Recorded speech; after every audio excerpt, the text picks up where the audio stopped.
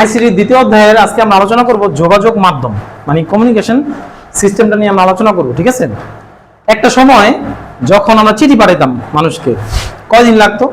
2 দিন লাগতো, 3 দিন লাগতো, আরো দূরে পাঠাইলে কি লাগতো আমাদের বলতো? 5-6 মাসও লেগে যেত। কিন্তু এখন একটা মেসেজ দিতে বা একটা ছবি পাঠাইতে চিন্তা করে দেখো তো, কয়েক সেকেন্ড লাগে। তোমাকে যদি এখন বলি তোমার চট্টগ্রামে একটা ফ্রেন্ডকে তুমি একটা ছবি পাঠাও বা একটা মেসেজ দাও, তুমি সাথে সাথে লিখতে যতক্ষণ দেরি হইব, পাঠালে কিন্তু তোমার সেকেন্ডের মধ্যে চলে যাবে।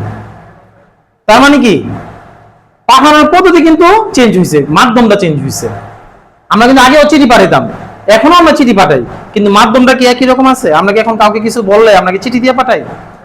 তাহলে নিশ্চয়ই আমাদের এখন মাধ্যমটা চেঞ্জ হয়েছে। এই যোগাযোগের মাধ্যমটা বা চিঠি পাঠানো বা ছবি পাঠানোর যে কোনো মাধ্যমটা, এই মাধ্যমটাকে এখন বর্তমানে 2 ভাগে বিভক্ত করা যায়। একটা হচ্ছে তারের মাধ্যমে, একটা হচ্ছে তারবিহীন। তা আমরা আজকে এটা নিয়ে আলোচনা করব যে তারের মাধ্যমে আমরা কি ভাবে আমরা তথ্য আদান প্রদান করতে পারি। ঠিক আছে, যে কোনো খবর আমরা পাঠাইতে পারি। তো তারের মাধ্যমে 3 ভাগে ভাগ করা হয়েছে। কয় ভাগে ভাগ করা হয়েছে বলো তো? 3 ভাগে। এর ফার্স্ট হচ্ছে কোএক্সিয়াল কেবল। Coaxial cable. এখন এটা যদি কতে আসে যে কোএক্সিয়াল কেবল কাকে বলে, তোমরা কিভাবে লিখবা? 4টি স্তর বিশিষ্ট, 4টা ধাপ থাকে। আমি একটু পরে ছবিটা দেখাবো।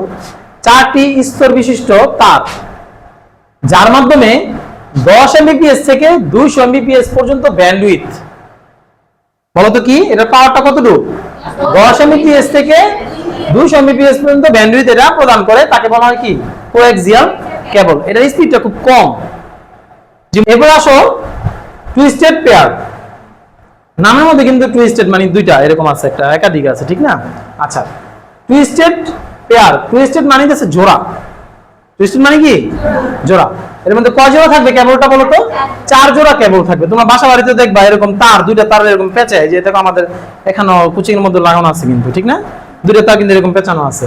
এরকম 4 জোড়া কেবল থাকবে। বাসা বাড়িতে যে সাদা তারের ওয়াইফাইটা ছিল, হ্যাঁ, ওয়াইফাই যে লাইনটা সাদা তার আমরা টানতাম, এখন তো এটা নাই। ম্যাক্সিমাম বাড়িতে কিন্তু এখন কালো তার দিয়া, ঠিক না, ফাইবার যেটাকে বলা হয়। আর আগে কিন্তু সাদা তার দিয়ে ওয়াইফাই লাইনটা টানতো। ওইটা তারটা যদি থাকে বাসায়, ছিঁড়া দেখো এরকম সাদা, নীল, লাল এরকম বিভিন্ন কালারের তার থাকবে, কালো এরকম থাকে। তো এরকম কয় জোড়া থাকবে টোটাল বলো তো? তার মানে 8টি। এমসিকিউ যদি আসে যে টুইস্টেড পেয়ারে কয়টি কেবল থাকে, তুমি যদি 4 জোড়ার মধ্যে সাইন দাও, কাটা কিন্তু, কারণ কি বলছি 4 জোড়া মানে কি 8টি।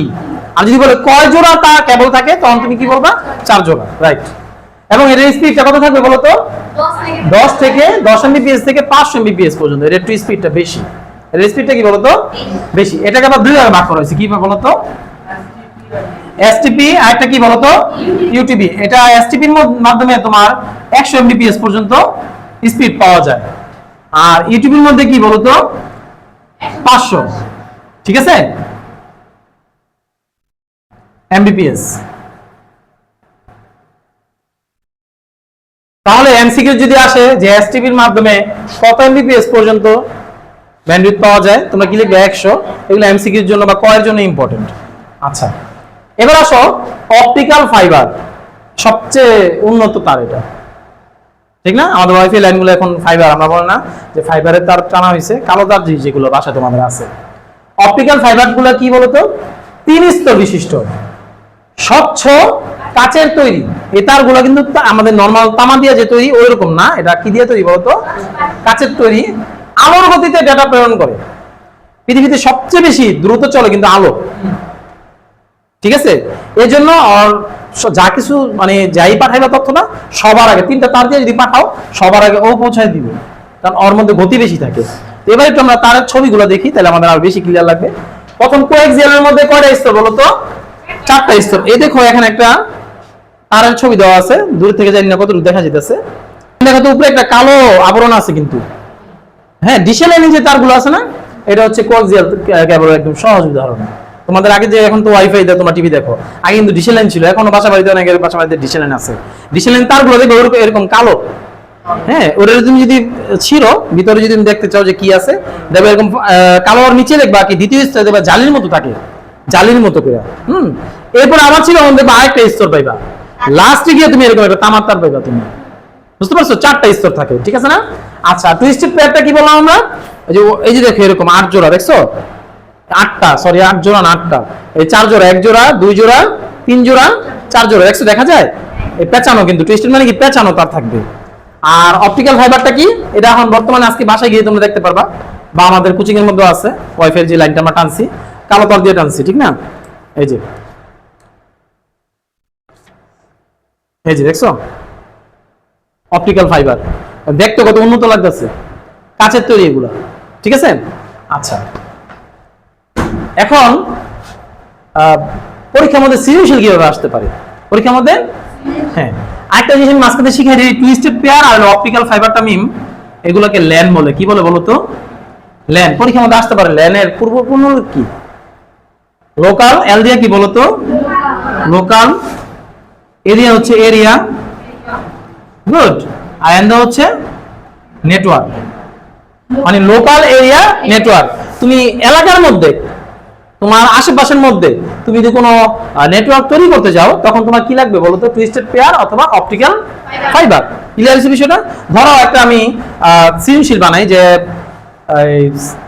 ধরো একটা যে কোনো একটা কলেজের নাম বললাম, যে সরকারি মহিলা কলেজে বর্তমানে যে লাইনটা চলতেছে বা যে সিস্টেমটা চলতেছে তারের কেবলের, সেটা এখন স্পিডটা কম।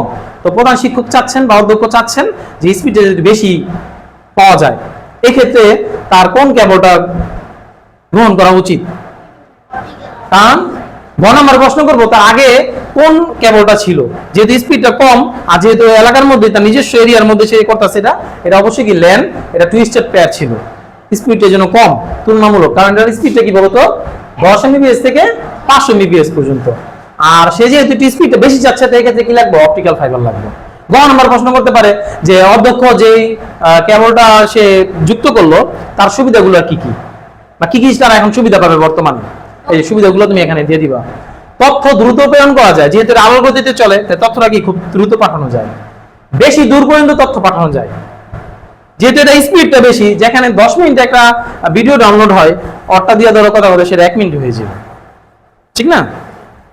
তথ্য ফাঁস হওয়া কঠিন, কারণ এটার মধ্যে তথ্যের আদান প্রদান করা হয় আলোর মাধ্যমে।